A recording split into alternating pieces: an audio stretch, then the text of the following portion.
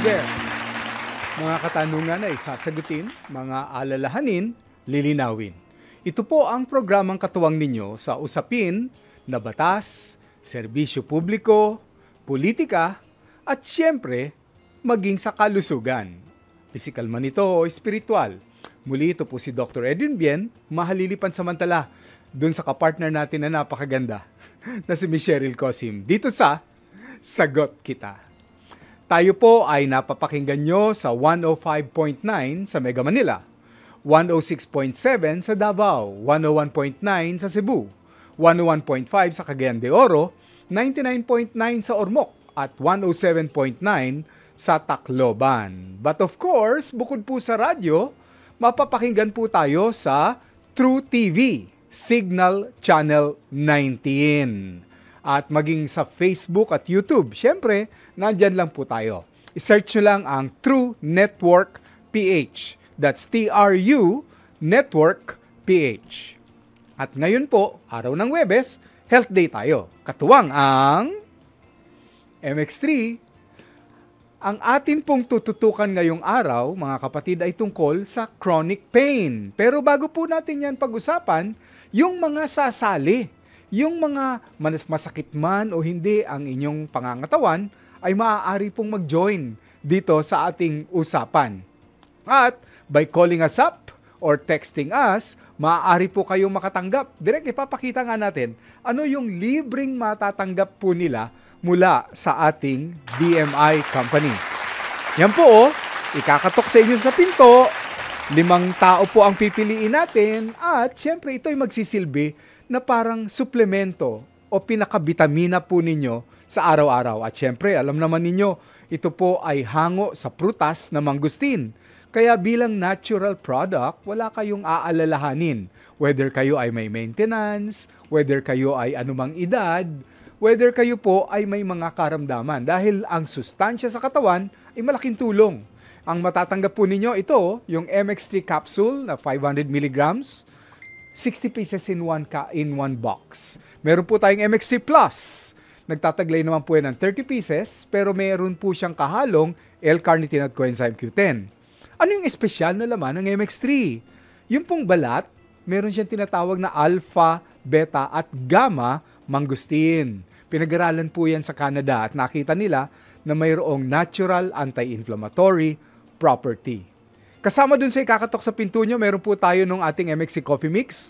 Magkakape ka na rin lang, edi yung healthy coffee na hindi nagpapataas ng sugar, ng blood pressure, nagkukos ng palpitation.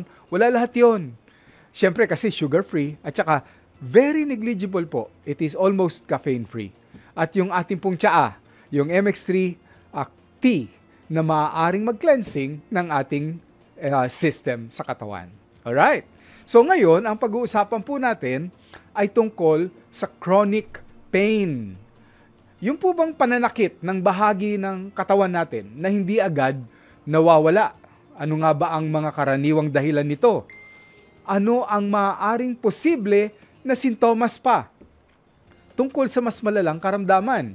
Kasi sabi nga, ang pain is a signal by the body to tell you that something is wrong. Paano kaya i-manage ito ng tama? Excuse me po. Ilan lamang yan. Sa mga tanong na sasagutin po natin, kapiling ang ating espesyal na panauhin, maya-maya lamang. So ang question of the day natin, anong klaseng body pain ang inyong nararanasan? Kung may gusto po kayong i-share ha, ito yung sinasabi ko kanina, mag-comment lang sa ating live stream, baka isa po kayo sa 5 na maswerteng makakatanggap ng ating MX3 gift pack. Ang MX3 capsule po kasi ay tested and proven. It has undergone evidence-based research sa Canada pa for pain and discomfort, but syempre kasama ang ating proper diet at healthy lifestyle. Doon na po tayo sa ating talakayan. Napakarami ang mga tao. Dito lang sa bansa natin with 100 million Filipinos, sinasabing more than almost 30% ng ating mga kababayan ay may pinagdadaanan na kirot ng pangangatawan. Tingnan nga natin ang inihanda nating ilang picture bago natin tawagin ang ating panauhin. Direct ipakita nga natin. Picture number 1, please. Alright. Sa picture number 1 na ito ay makikita natin na yung pain na nakikita po ng iba, yung inaakala nila na nagsasuffer tayo, ay maliit lamang. But what they do not know, yung sufferer ng pain, sa ilalim nito ay mas marami pa siyang pinagdaraanan. Alam niyo po ba? Alam naman ng mga pain sufferers ito eh. Ayan o, may kaakibat itong anxiety. Siyempre may nervyos siya. Hindi siya makatulog. Hindi siya makakain. Ultimately, nauuwi ito sa depresyon. Nagkakaroon siya ng discomfort. Kaya yung iba tuloy, ang nangyayari, nagsi-self-medication. Madali silang mahapo. At kung sila ay magsi-self-medication, hindi sila kukonsulta ng tama sa doktor, maaaring magkaroon sila ng complication. Yes, may mga organs po na pwedeng tamaan with the abuse of many pain relievers. So, wag nating babaliwalain yung tao na nagsasabi sa atin, masakit ang aking ganito, masakit ang aking ganito. It could be a sign of a deeper problem. Tingnan natin ang ating picture number 2. Ipakita natin direct. Sa picture number 2 naman po, makikita natin, may cycle pala ito. Paikot-ikot yung tungkol sa pain na ito. Tingnan natin yung cycle na ito. Kung makikita natin, magsisimula lamang sa ordinaryong kirot, pero may makakasama po siya na iba pang mga komplikasyon. So, yan, tingnan po ninyo yan, ha? Ayan, iniisa-isa ko rin po. O, kung titingnan natin yung cycle of pain, ayan, nagkakaroon siya ng problems in the organs. Yun. Pwedeng ma-damage in certain organs niya. Lalong-lalo na kung ito ay napapabayaan. Yung muscles niya tumitigas, no? Yung kanyang sirkulasyon, nakikita nyo sa bandang 4 o'clock, humihina ang daloy. Nagkakaroon ng inflammation. And of course, nagkakaroon ng reduced movement, so much so na itong mga taong ito ayaw na tuloy na gumagalaw.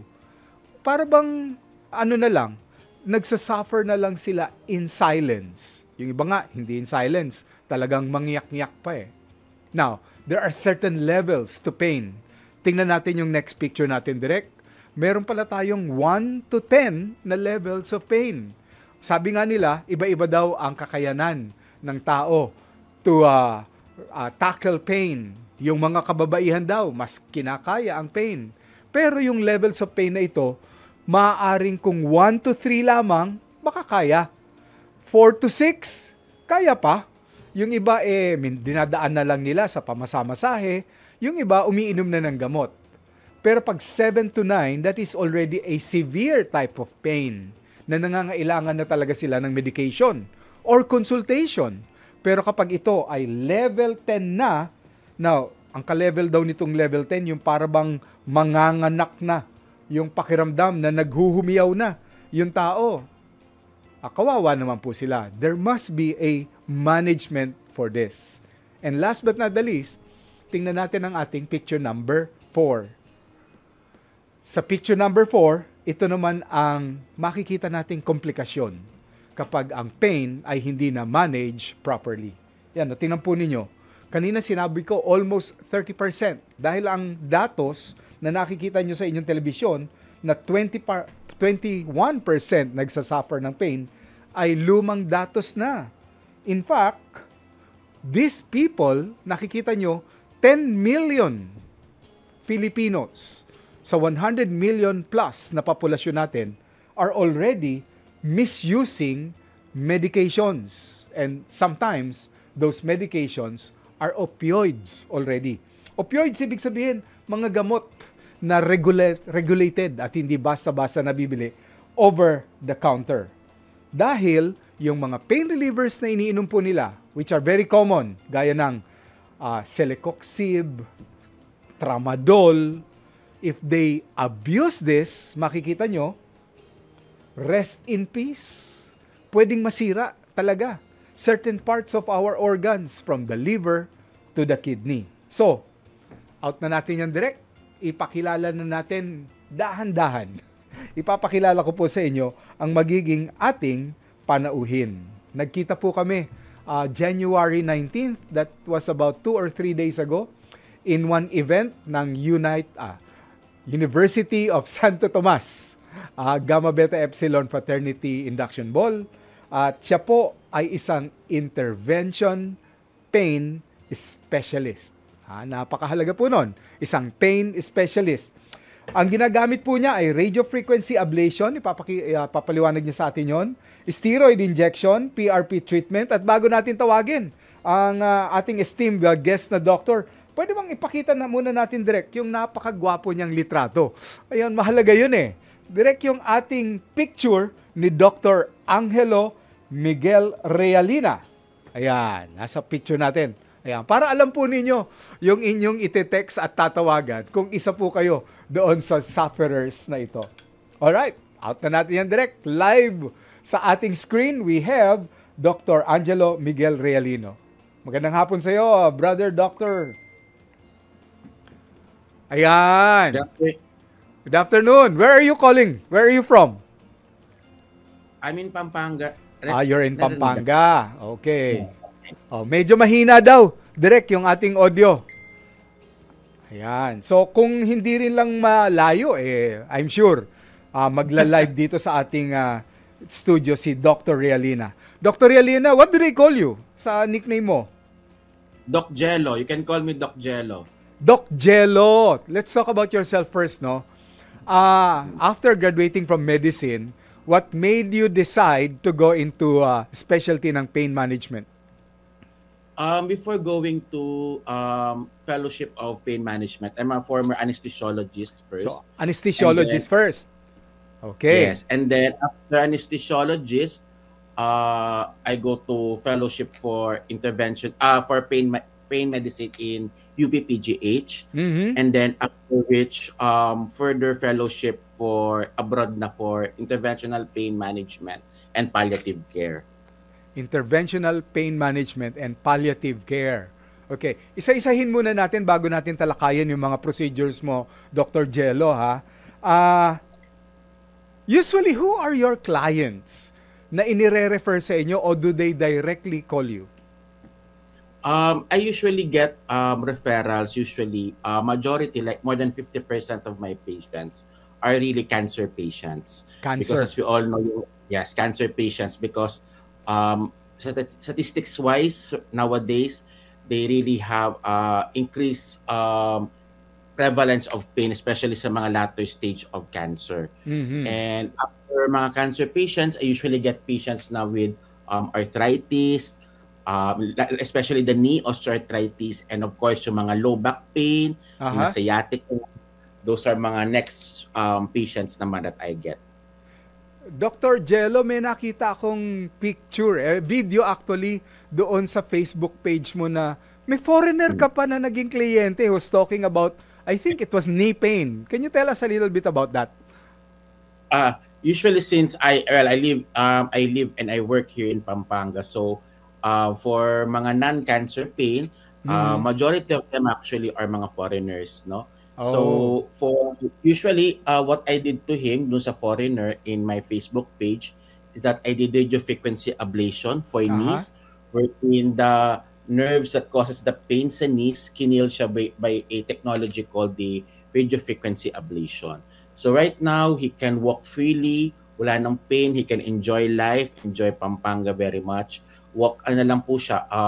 Previously naka-cane pa siya, but now no more cane, and ngayon, travel na lang to the US, to other parts of Asia. He really enjoys his life. Almost 70 plus years old, and actually he told me that, Doc Jello, actually more than 40 plus years na akong with knee pain.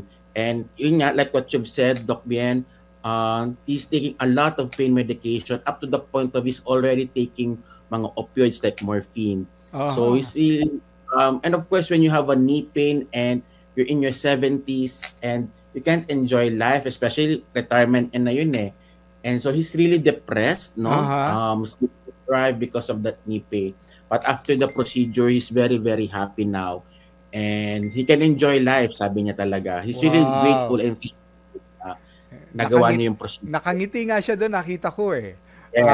Yes, Doctor, before we go specifics doon sa mga procedures mo, at saka specifics on the different causes of pain, Bago tayo mag-break, Doc Jello, can you tell us a little bit more para yung nanonood sa atin ngayon, ha? Huwag umabuso sa mga pain relievers. Ano ang problema dito? Usually, the majority of the pain medications that we are taking, of course, as we all know, dadaan po yan sa ating liver. It will be metabolized in our liver, number 1. And number 2, of course, it will be excreted or lalabas po siya through the kidneys. So, of course, in long-term no, na management of pain using those oral medications, of course, in the future, it will damage your liver and your kidneys. Yun. So, it's very much important, of course, to treat what is really the cause of the pain instead of just taking mga pain medications. Ayun. Alright. So, ganito ang gagawin natin, Doc Jello, ha? Magpo-pause lang tayo for some of our reminders. Magbabalik po tayo, Doc Jello, at iisa-isahin na natin yung kanina mga binasa ko about radiofrequency ablation, your platelet-rich plasma injection, image-guided steroid injection, and your other procedures pa. Magpo-pause lang po tayo, Doc Jello. Wag po kayong aalis dyan. At sa mga nanonood at nakikinig sa atin, wag po kayong bibitiw. Dahil magbabalik po ang programang Sagot Kita, katuwangang MX3. I've been living here in Madrid for 8 years now, but it took a 2-month trip around Europe to decide that this is where I wanted to settle. Hola, soy Alex Salikpala. I'm an online journalist living here in Madrid, and this is my MX3 story. I moved here by myself, without knowing anyone, without knowing the language. At first, I started out as an English teacher, but eventually I did become a journalist, and now I work from home. I work 8 hours online, sitting down on my desk. Because of this schedule, it feels like I have jet lag all the time because it's so hard to have a regular sleeping schedule. So MX3 helps me wake up better, and also, I guess, my resistance. MX3 helps me stay healthier. I don't get sick. So these stress points that my job brings about, these are the reasons why I take MX3. What I really like about MX3 is that it's Philippine-made and also that it's all natural. It's made from mangosteen, which is something I really like. So I like my supplements to be natural. I don't like them to be synthetic because I always like to put healthy things into my body, and I think that's what MX3 does for me.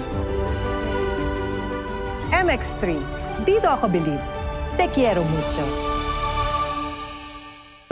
Kagaya ng MX3, they advocate for people to live their best life. And it's really the same thing with me. Kapartner ko talaga ang MX3 sa buhay ko.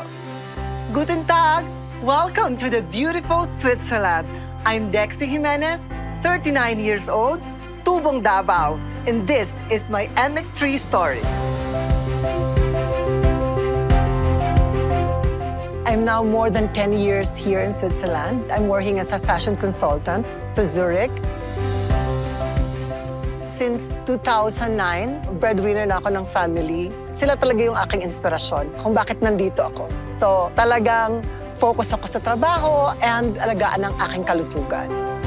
It's part of a Swiss culture. Like, they really watch what they eat and they really live a healthy life. And pasok talaga sa akin tong MX3 kasi it has anti-inflammatory properties. And sa work ko, 4-story yung building, walking and running here and there. So, malaking tulong talaga siya for me. I learned how to value my health so that I can live longer. I'm from Davao. We love mangosteen and we always support the homegrown products of Davao, gaya ng MX3. Gamit na taog MX3 para padayon ang atong kahimsog. MX3, dito ako bilid. MX3, tunay, natural at original. And to God be the glory.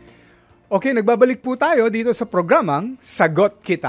Ang inyong lingkod po, Dr. Edwin Bien, at naging question of the day natin, anong klase ang body pain ang iyong nararanasan? Kasama pa rin natin live via StreamYard, of course, si Doc Jello Realina, isang pain specialist po. Doc Jello, balik po tayo sa iyo. Yes po, Doc Bien. Okay. Doon sa kinwento mo kanina, no, a lot of your patients are referred cancer patients. So ito na, Doc. Yes. Let's talk about your cases. Hindi specific, pero ba cancer patient. Anong pain level niya bago sila pumunta sa'yo? Usually, when they're referred to me, they're really in severe pain na talaga usually. Actually, kapag natatanggap ko sila, majority of them may mga mets or tinatawag na parang kumalat na sa other parts of their body. For example, from breast, mga bones, mga things like that. So really, if really pag sa bones, talagang pag kumalat ang cancer sa bones, it's really painful talaga. So these are the usual type of patients, the cancer patients na natatanggap ko talaga. And then, what do you suggest, Doc Jello, to manage the pain of these metastatic cancer patients? For this, of course, pag metastatic, usually they're very responsive pa naman, no? For example, for radiation therapy and some bone therapy, for example, yung mga zoledronic acid, they're really responsive. For example, pero of course it depends pa rin on your body if kakayanin mo, no? Not all patients or not all cancer patients are strong enough, no, to be a good candidate for radiation or for bone therapy. So that's number one. Okay. And number two, we do pain medications na talaga with that.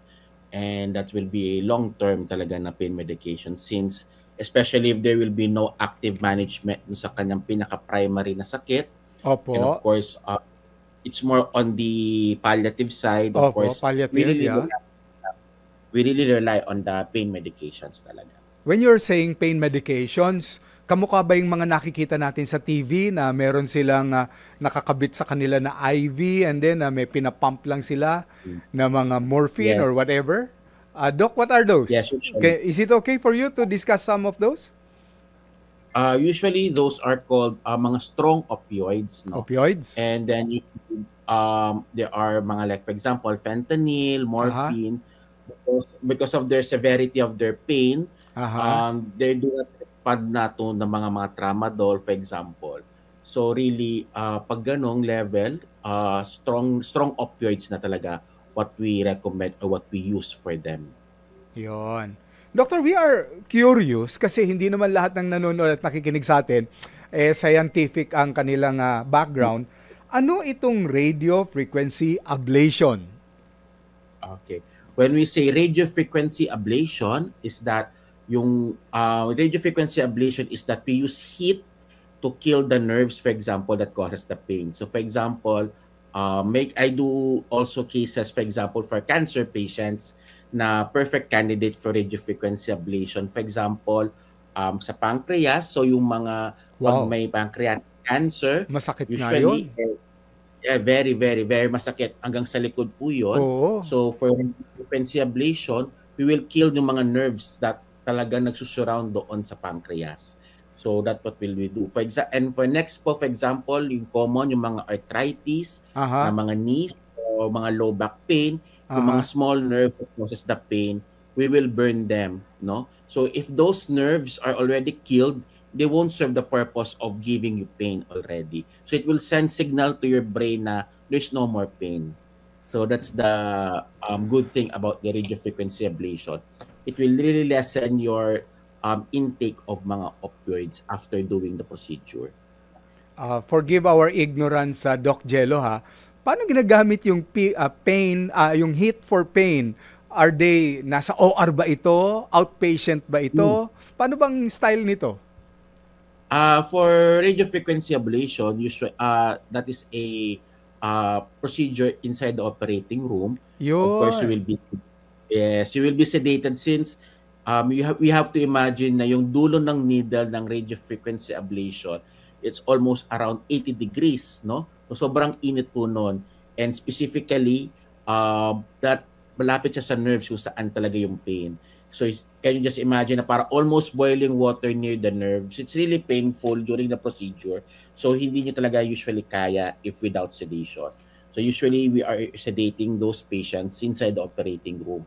But of course, since it's an operating room procedure, we are monitored by anesthesiologist and may mga monitor na kabit. So you are being monitored din talaga. So, it's a really operating room procedure for the radiofrequency ablation. How long is this procedure, doctor? On the average? Sorry? How long yung procedure on the average?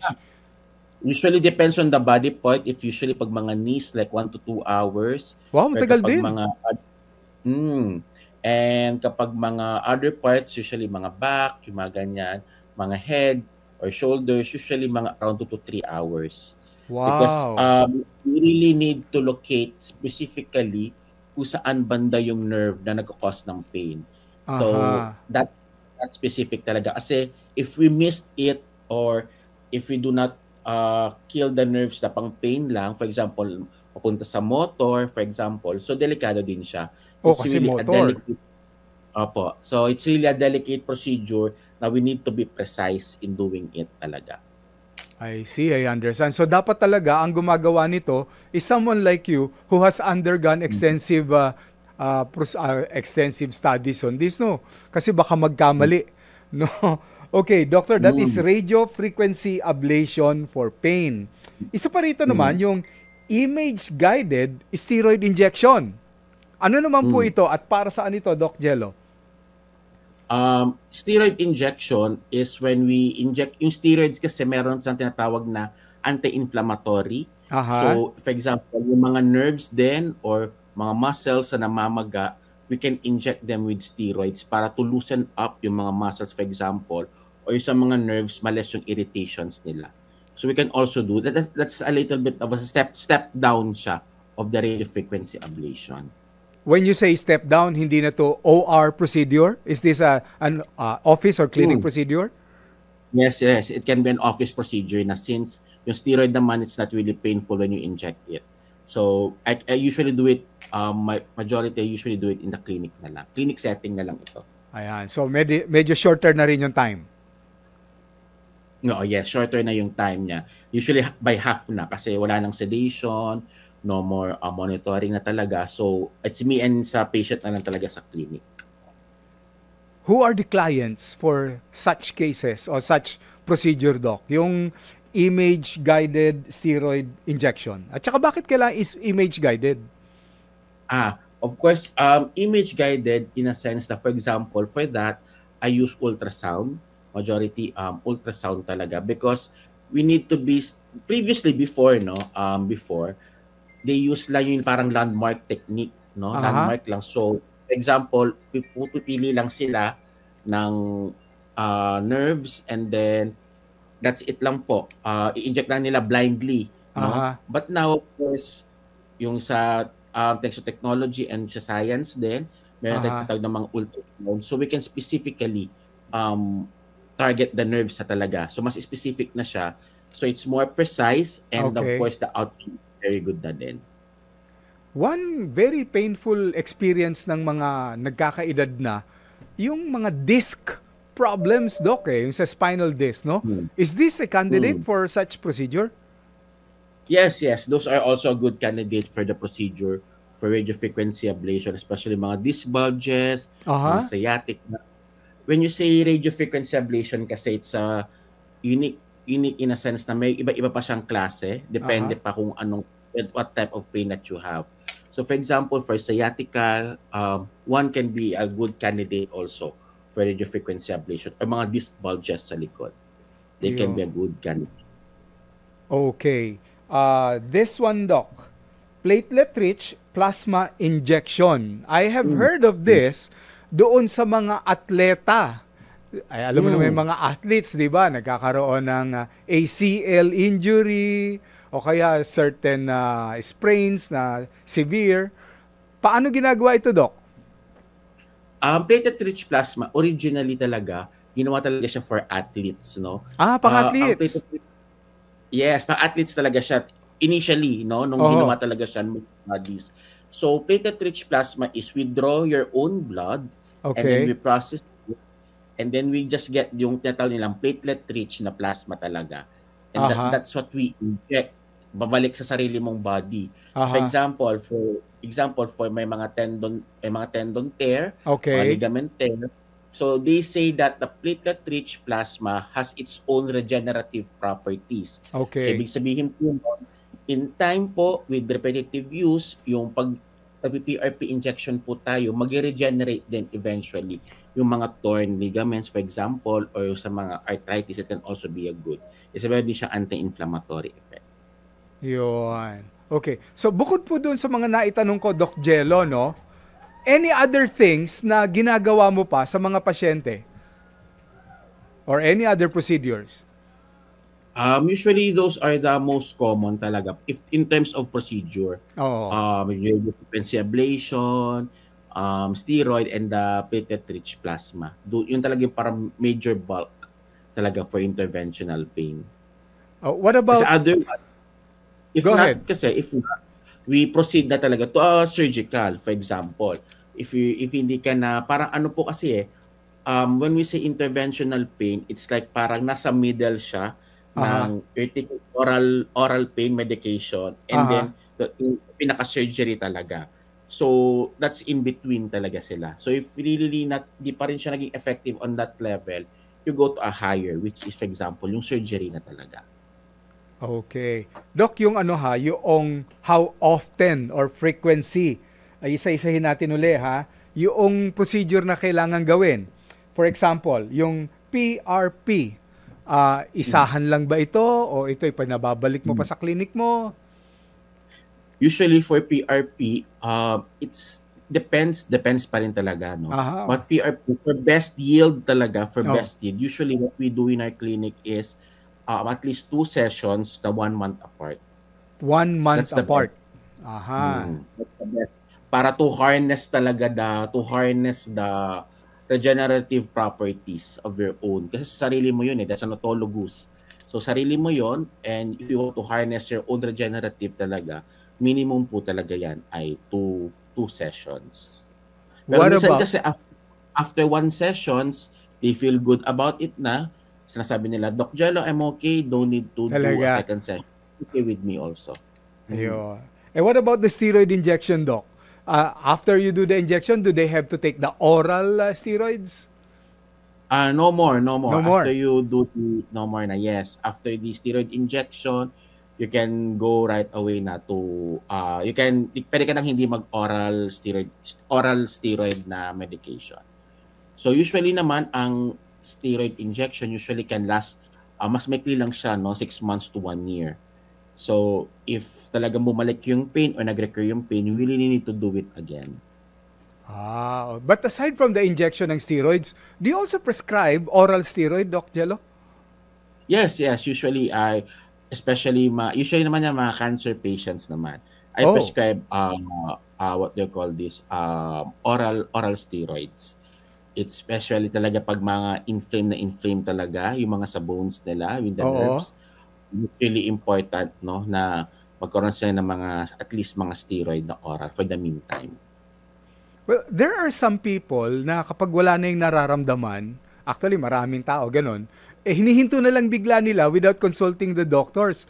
Is there really a way na to wean off patients from the long-term steroid use?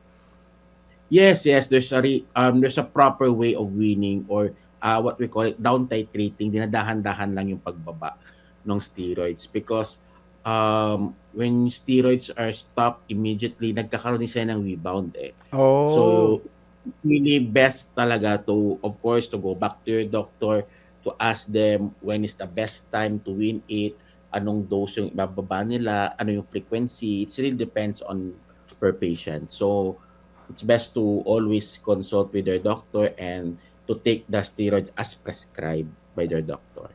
So, it depends on the patient. Pero on the average, gaano katagal ang pag-wean off sa steroid?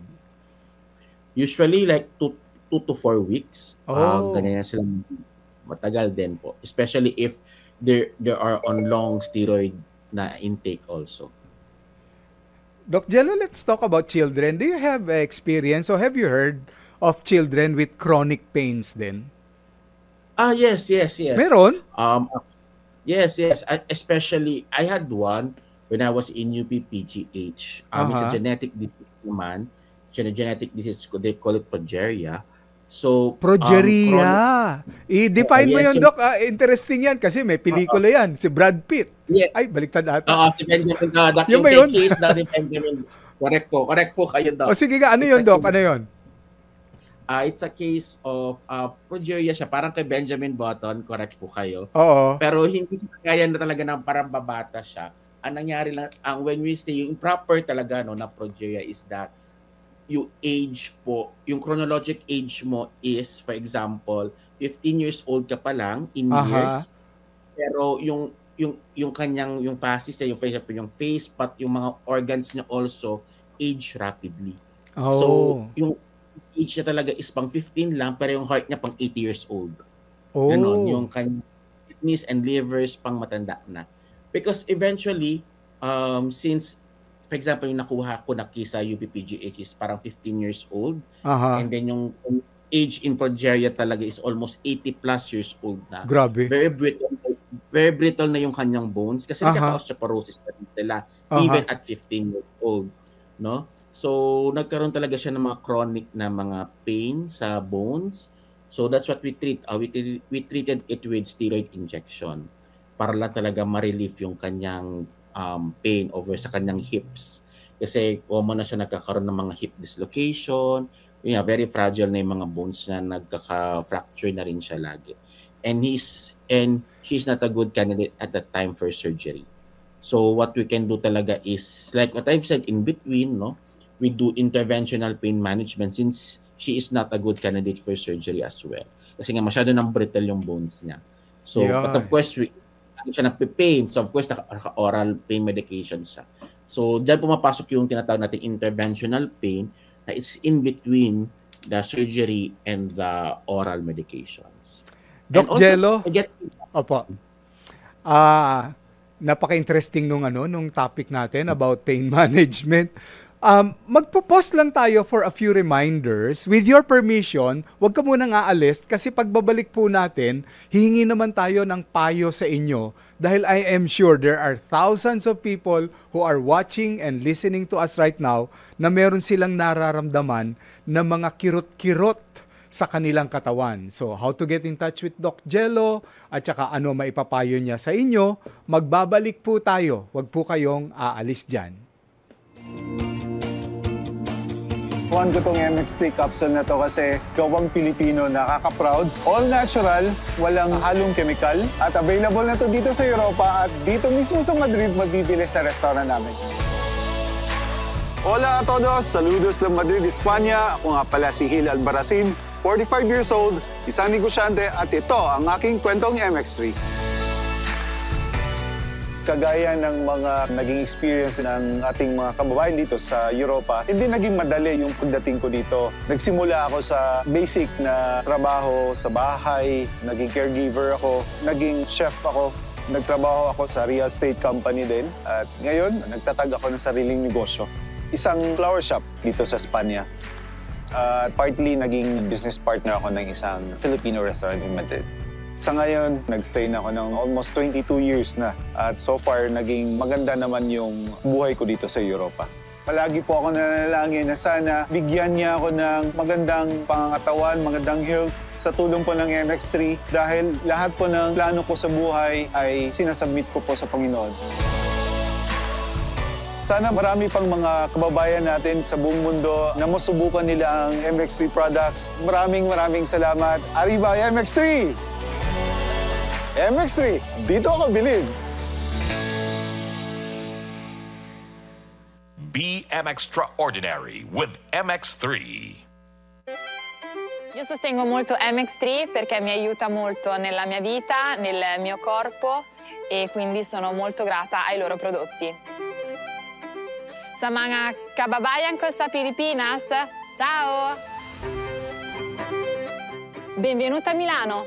My name is Jennifer Mercado, I'm 27 years old, I'm a professional dancer and receptionist e questa è la mia storia di MX3. Both of my parents are Filipinos. They came here almost 30 years ago. I'm very proud because my roots are from Philippines. The thing that I know to Filipino culture is that we have a malaking puso, positive mind, and very gentle and kind people. MX3 helps me a lot, and because for their anti-inflammatory helps to boost my immune system and recover all of my pains. Allora, ballare è veramente stressante a volte e difficile perché devo usare tutti i miei muscoli, mentre con MX3 sto trovando la mia giusta strada, perché grazie a lui riesco ad essere sempre più forte e ripararmi da ogni sconforto, per cui sono veramente grata di utilizzare MX3. I really love it. Be extraordinary with MX3. Since I have been practicing wellness and integrative medicine, that means my concern is to find natural products because there is a trend for patients so that they can also incorporate the traditional as well as the Western approach. And one of those very good products is MX3. MX3 is an all-natural supplement coming from one humble but powerful fruit, the mangosteen. Since many years ago, a lot of countries have termed mangosteen as the queen of all fruits. They have also seen that it has one of the highest ORAC value.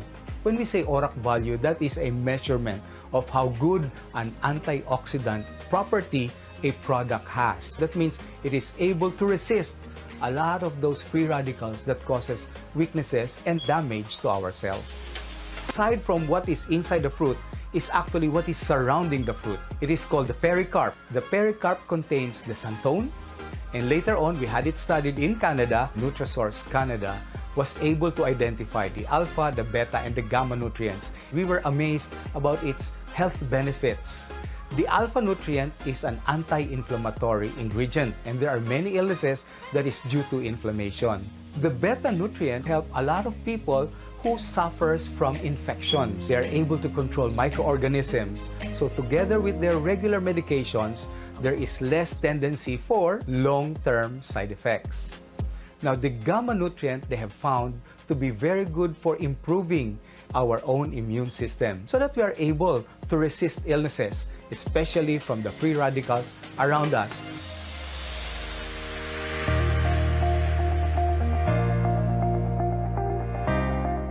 MX3, tunay, natural at original. Clinically tested, ang MX3, proven talaga yan. I am taking it. Araw-araw na trabaho, pati Zumba, ha? Talagang may power. Ciao a tutti, benvenuti a Milano. Ako po si Mirna Mendoza, 59 years old, at isang caregiver dito sa Milano. At ito po ang aking kwentong MX3. 33 years na akong naninirahan dito sa Milan, Italy. Ang buhay dito sa abroad ay laging malungkot na masaya. Masaya dahil may trabaho, pero malungkot dahil hindi mo nakasama yung pamilya mo sa atin. Ang Panginoon ang kakapitan natin. Dahil doon tayo may pag-asa. Ang lagi kong panalangin ay magkaroon ako ng kalusugan ng katawan para makatulong pa sa marami pang tao. Thank you very much at nakilala kong MX3 dahil dapat stronger tayo. Kailangan talaga yun dito. Dahil yung work namin dito, from morning to evening, kaya dapat may iti-take ang supplement. And that is MX3. Bukod sa kape, tinaray ko na rin yung capsule. So, mas stronger lalo. Kaya okay, diga? MX3, dito ako believe. MX3, tested and proven with alpha, beta, at gamma mangosteen. Okay, nasa huling bahagi na po tayo ng ating programa. Muli, Dr. Edwin Bien po. At ang naging question of the day natin, anong klaseng body pain ang iyong nararanasan? At kapiling pa rin natin si Dr.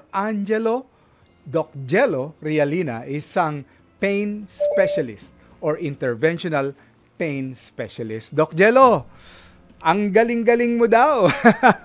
Ang daming texters dito. Doc, last few words dito sa mga nagsasuffer ng severe and chronic pain. Anong advice mo?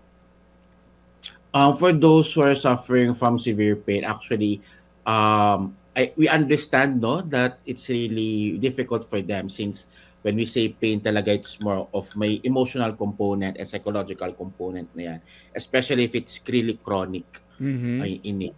So what I can give advice to you is to go to your, of course, for example, nearest, if you have yung mga nearest, for example, pain doctors or orthopedics, for example, if it's really arthritis, or ask options, for example, from your onco, what better way to address for your pain, for example, because there are some, for example, radiation therapy for cancer patients that really can decrease the intensity of pain.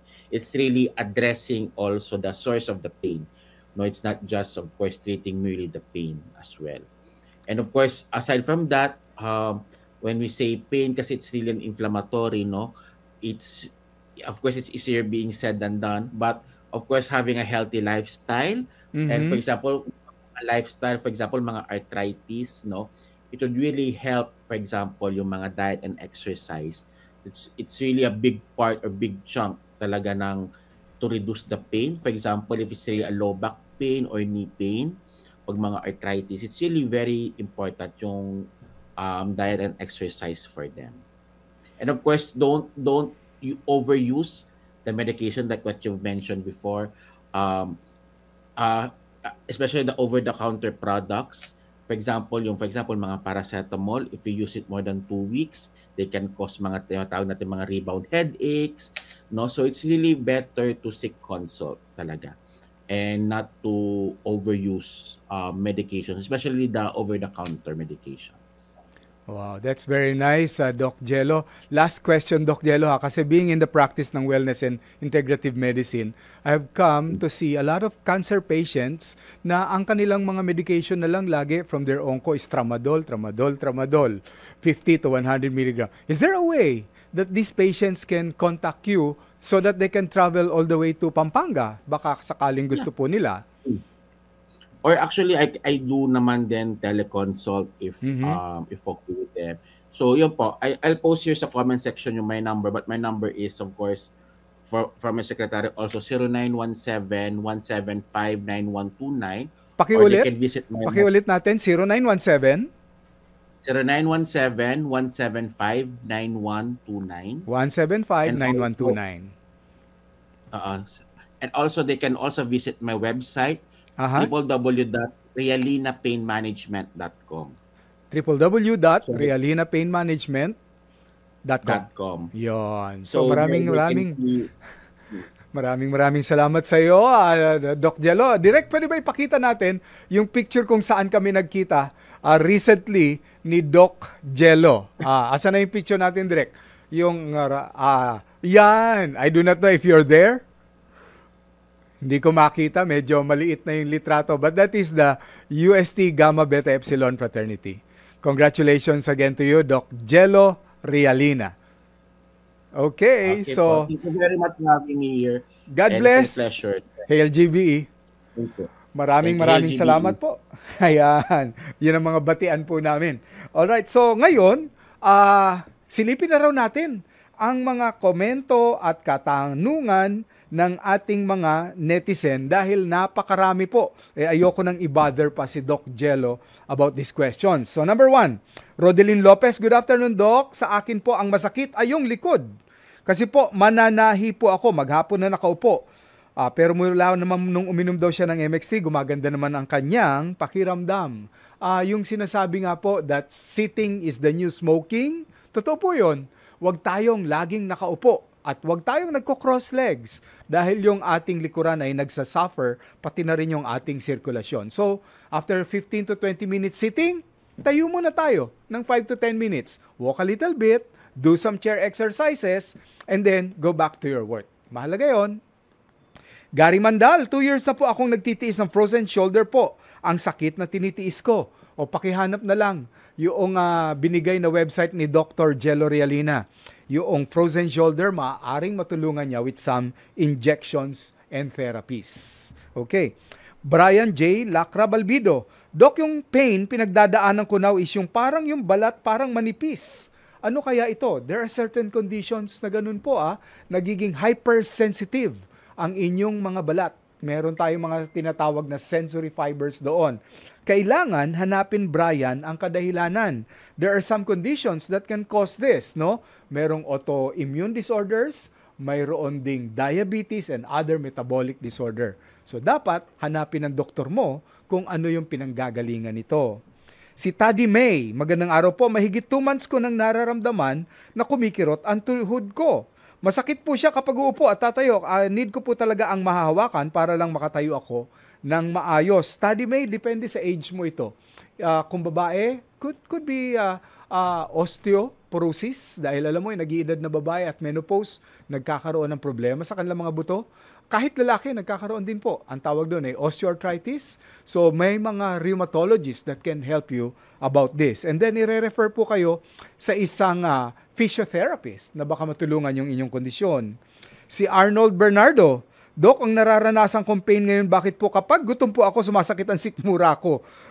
Ako din Lalo na pag sinundan mo ng kape, hahapdi talaga yung sikmura natin. So iwasan natin yon. Mas maganda na small frequent meals kaysa isang maramihan. Tapos kung gutom tayo, wag nating susundan ito ng cold drinks, soft drinks at coffee dahil lalong sasakit po yan. Anthony Mercader, Papeleras, sa ngayon po meron ako heart pain o angina. Madaling mapagod at hingalin. Uy, kailangan mong magpa-ECG. Kailangan makita ka ng iyong cardiologist para malaman kung ito ay tunay na angina pectoris. May mga gamot naman na nilalagay sa ilalim ng dila para matulungan ito. Rosalie Bon, Doc, anong gamot sa varicose? Uy, may sclerotherapy na ginagawa po dyan ang mga doktor, no? May ini-inject sa varicose, lumiliit naman yon. Alam ko, masakit yon, yung varicose. Romel Maluto, magandang hapon, Doc. I'm 49. Palagi po sumasakit ang spinal cord ko. Tinitiis ko lang ang sakit. Hindi naman kaya magpagamot dahil sa kahirapan. Watching from Guimaras.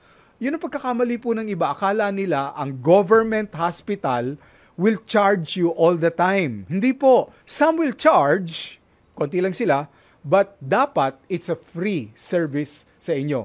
Go to your nearest government hospital. Punta kayo ng OPD. I-refer po kayo sa isang orthopedic surgeon. Hindi porke surgeon, operahan kagad. Check up muna po. Solid del Rosario, tuwing umaga ako'y nagwo-walking. Very good. After mag-walking, namamaga ang kaliwa kong paa sa bukong-bukong. It could be gout. So, dapat po, Soli, makita ang blood test mo for your uric acid. Last, si Tex Exas. Sana mapansin po yung pananakit po ng mga daliri ng mga paa na matagal na po. Ito, sana mabasa. Well, it could be arthritis. Dapat makita po kayo. If I can help you, hanapin nyo na yung pangalan ko. Ayan po, Dr. Edwin Bien sa Messenger. Baka sakali may maitulong tayo sa inyo. O, narito na ang 5 na maswerteng nagwagi ng ating MXC Gift Pack. Ruby Ang, Rodeline Lopez, Gary Mandal, Brian J. Balbido, Arnold Bernardo. Ang gagawin po ninyo, i-message nyo po, i-type nyo sa Facebook ng Sagot Kita with Cheryl Cosim. Yun ang hanapin nyo. Sagot Kita with Cheryl Cosim. Ang inyong contact number, ang inyong pangalan, ang inyong address, kumpleto dapat para maipadala po sa inyo ng courier. Okay? Diyan po nagtatapos ang isang oras na tanungan at sagutan sa ngalan ni Ms. Cheryl Cosim. Ito po, si Dr. Edwin Bien para sa Sagot Kita.